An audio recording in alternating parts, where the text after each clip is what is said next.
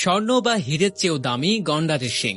1 গ্রাম গন্ডারের শিংয়ের বাজার মূল্য 1 গ্রাম সোনা বা 1 গ্রাম হীরের থেকেও বেশি। কিন্তু কি কারণে এটির এত দাম? কি করা হয় গন্ডারের শিং দিয়ে? দেখুন আমাদের পুরো ভিডিওটি।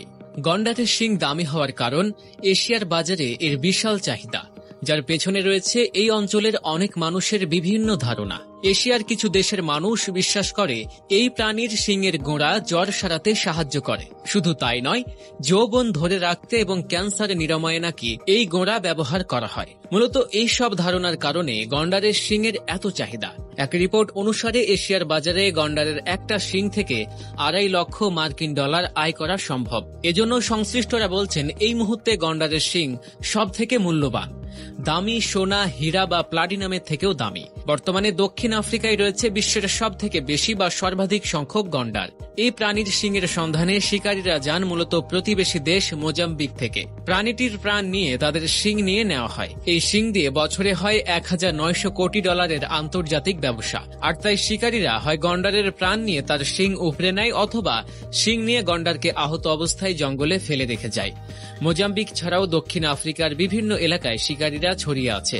শিকারীরা দারিদ্র্যের কারণে এ কাজ করলেও এর পাশাপাশি লোভ কাজ করে, আর এই চক্র আইনের ধার ধারে না, বারবার অপরাধ করে। একসময় চীন ছিল এই শিংয়ের মূল ক্রেতা দেশ, কিন্তু গন্ডারের শিং বিক্রির ওপর আন্তর্জাতিক নিষেধাজ্ঞা মানতে শুরু করেছে বেইজিং। চীনে এখন ঔষধ তৈরিতে শিংয়ের ব্যবহার দুর্লভ। 1993 সালে আন্তর্জাতিক নিষেধাজ্ঞার পর দেশটিতে এ শিংয়ের ব্যবহার কমে গেছে। তাহলে গন্ডারের শিং এখন কোথায় বিক্রি হয়? উত্তর হচ্ছে ভিয়েতনাম।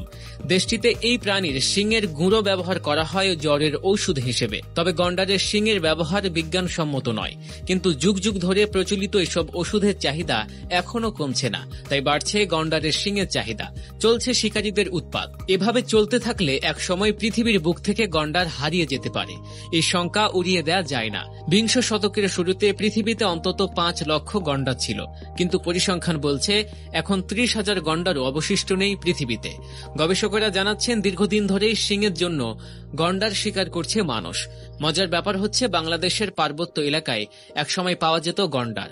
এই কথা শুনলে অনেকেই হয়তো একে গল্প বলে উড়িয়ে দিতে পারেন, কিন্তু এটা গল্প নয়, সত্যি। নিশ্চিহ্ন হয়ে গেছে এই প্রজাতি।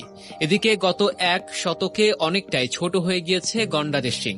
এমনই তথ্য উঠে এসেছে ক্যামব্রিজ বিশ্ববিদ্যালয়ের একদল গবেষকদের গবেষণায়। আর গন্ডারের শিংয়ের দৈর্ঘ্য কমে যাওয়ার জন্য গবেষকরা দায়ী করছেন মাত্রাতিরিক্ত গন্ডার শিকারকে। যে গন্ডারের শিং যত বেশি লম্বা সেগুলোকে আগে শিকার করা হয়, সেই তুলনায় স্বল্প দৈর্ঘ্যের শিংওয়ালা গন্ডারগুলো কম আক্রান্ত হয়। সেই গন্ডারগুলো বংশ বিস্তারের সুযোগ পায়।